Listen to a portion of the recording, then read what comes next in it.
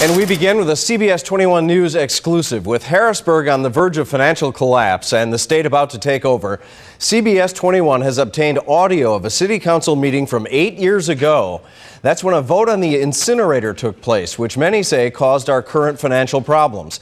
CBS 21's Chris Papps live with the Dauphin County Mobile Newsroom in Harrisburg. And Chris, you've been working on this for months now, and you found that history is proving a lot of people right in this case. Well, absolutely, Rob. You see, back on November 5th, 2003, Harrisburg City Council had a decision to make. Do they guarantee $125 million of loans to fix the city's ailing incinerator, or don't they? Well, many say this was the vote. This was the moment that led to the current financial crisis in Harrisburg.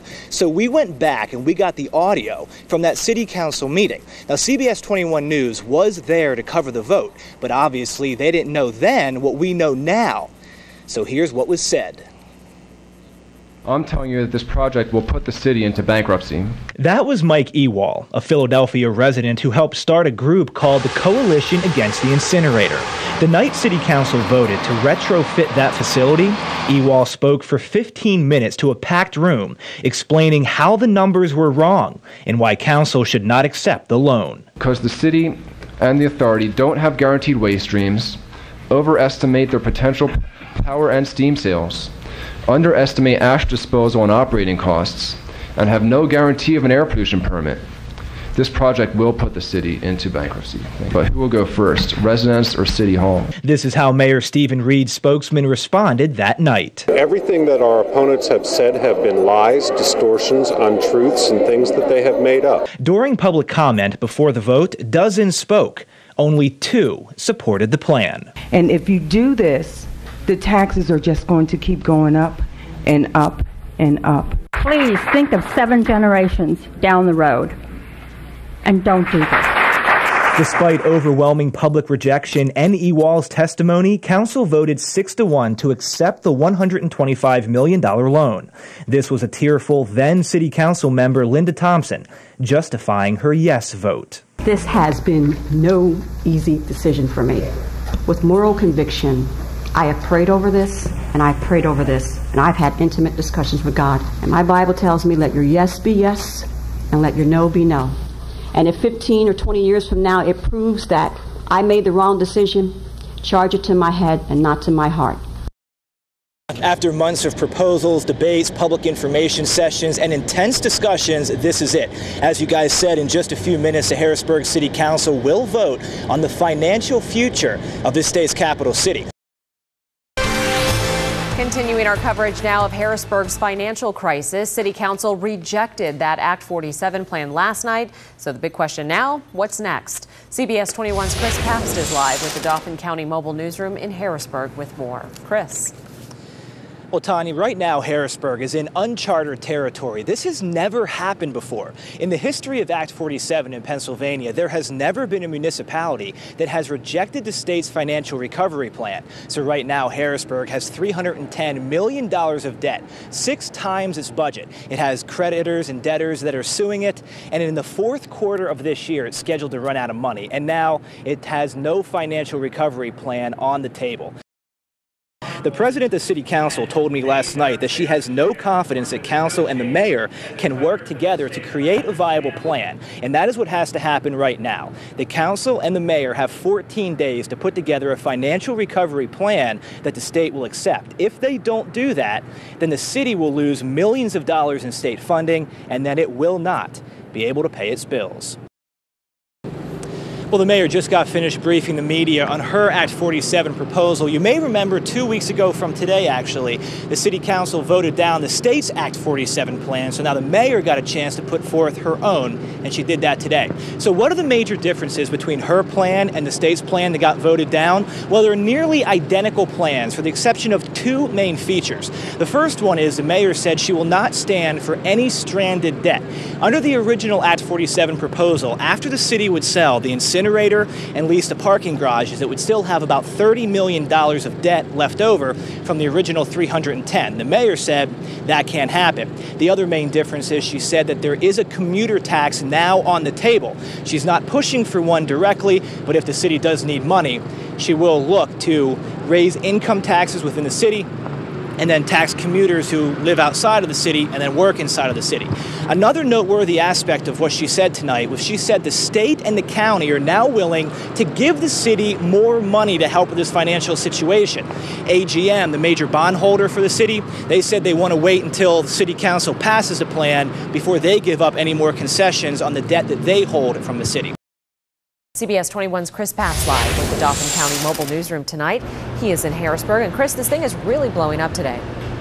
Well, Tanya, last night before the vote, I spoke to a city leader who is not on city council, and he said the mayor's plan, which is basically just a copy of the original Act 47 plan from the state that got rejected, is just not a good plan for the city. And he said it would make sense for city council to reject that plan because then the state could come in, take the city over, implement the plan, force it onto the city. Then, if the plan fails, the state would be held accountable. And right now, it looks very likely that there might be a state takeover. Also, last night before the vote, there was a public comment session in which many people went to the mic and made this point. A few years ago, the state took over the Harrisburg School District, and now many people say the school district is worse off than before the state took them over. So why would it be any different if the city is taken over by the state? Also, one more thing to point out, the city is expected to run out of money in 2 weeks.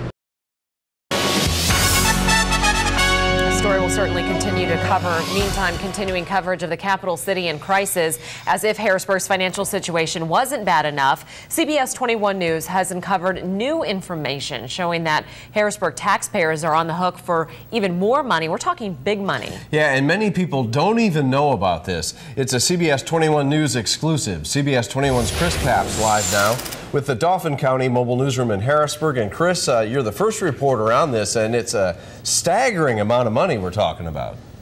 Well, Rob, we're talking about $100 million here. Now, we found this hidden debt just hanging over the city's head, and it's related to the improvement of the downtown shopping district, Strawberry Square. Now, this is something that nobody is talking about, and it's not being dealt with in any of the city's financial recovery plans. It was a time when the economy was strong and money was flowing. It was the late 90s and a local contractor, Harristown Development, wanted to fix up Strawberry Square, so they turned to the city for help. The Harrisburg Redevelopment Authority was heavily involved in the project, and under Mayor Stephen Reed, the city guaranteed substantial loans totaling nearly $24 million in 1998. But with interest, the total loan amount could reach $95 million. And what Harristown Development cannot pay, Harrisburg would have to pick up. It's just another potential sword hanging over our heads. And I mean, it's there and it's real and it's $95 million. How much of that will we ultimately have to pay? I can't answer that. I guess we don't know that, but potentially all of it. This is similar to the incinerator, where the city guaranteed hundreds of millions of dollars in loans. It can't pay back. We're already have a large deficit, so any amount's going to make that deficit larger, and we can't pay it. Now, we're not speculating that Harristown Development can't pay back the loan, but a couple of weeks ago, I was at a city council meeting, and a Strawberry Square representative was pleading with city council not to raise parking fees because they've already lost a few clients, and in a couple months, they're going to lose another big one that leases a lot of space from them. Live at the Dauphin County Mobile Newsroom in Harrisburg, Chris Pabst, CBS 21 News. Well, Chris, I know these are usually on a schedule. When is the $95 million actually due? Well, Rob, it all doesn't have to be paid back at one time, but the big question here is what is going to happen in 2016? That is when the loan payments jump from an annual amount of about $75,000 up to millions of dollars. And again, if Harristown Development cannot pay that money, Harrisburg is going to have to. When this whole Act 47 process started about a year ago, I think it's safe to say that nobody thought it would ever get to this point. But now that the mayor's plan has been rejected, nobody knows what's going to happen next. So now Harrisburg, which has a crushing debt it simply cannot pay, has no financial recovery plan, is projected to run out of money in 2 weeks, maybe even before that, and there's a very real threat. The state may take over the capital city, and that has some members of city council very concerned. Chris, did the mayor say anything about getting more help from the county or bondholders? That was a big reason the first plan failed. Well, at the meeting today, the mayor did say that the county and even the state have agreed to help out the city more to the tune of millions of dollars. But as far as AGM is concerned, and AGM is one of the largest creditors of the city that is actually suing the city for missing payments, they said that they're not going to give concessions until they know that City Council is going to pass this. But part of the reason the first Act 47 proposal failed was because City Council wants these things in writing. They want to know exactly what the city is going to get before they pass anything. This was a very important night, but you wouldn't know that by how many people showed up here. You see, what happens in the city of Harrisburg over the next couple of weeks will determine the future of the capital city for generations to come. Will it go bankrupt? Will it sell its assets? Will the state basically take over the city and force a recovery plan onto it, stripping its elected leaders of their power? There are roughly 50,000 people that live in Harrisburg, but in here tonight, there were 76 people. And of those 76, only 11 came to this public hearing and gave public comment. Hang on there. This seems like it's dragging out for a long time. We have more meetings coming up on it. In the beginning, the talk was that this had to happen fast because the city's actually running out of money. Is that still the case? Well, tonight the mayor said that there's a $5.6 million general obligation fund payment that the city has to make in the middle of September. And she said after that payment is made, the city will have no money left. That means city workers and city bondholders will not get paid. We begin with breaking news tonight out of the city of Harrisburg. In a 4-3 vote, the city council decided tonight to take the capital city into bankruptcy. CBS 21's Chris Papps live with the Dauphin County Mobile Newsroom in Harrisburg tonight. And Chris, was anyone expecting this? It kind of came out suddenly. Well, no, this wasn't expected to happen tonight, but it has been discussed for a while that bankruptcy was City Council's ultimate objective, so this wasn't surprising. But what is surprising is how City Council is going about it. They've lawyered up, and they're going after their creditors and after the state. Now, I got a chance tonight to talk to the mayor's spokesperson, and he said the mayor is going to continue to implement her Act 47 plan, the one council voted down a couple of weeks back. He said she's already begun to implement a few dozen of those measures, such as moving personnel around and things like that. He says she's also going to try to sell the incinerator and lease the parking garages, two main problems council had with her plan. Live with the Dauphin County Mobile Newsroom in Harrisburg, Chris Papps, CBS 21 News. So, Chris, the mayor's going forward with Act 47, yet City Council votes for bankruptcy. It seems like the city's going in all of these different kinds of directions tonight. Well, the city is actually going to be pulled into three directions. City Council is going to be taking the city into bankruptcy. The mayor is going to be implementing her Act 47 plan, all that while the state will most likely be taking the city over. Now, with bankruptcy most likely taking a few years to unfold, there's just no way to know how this is going to turn out.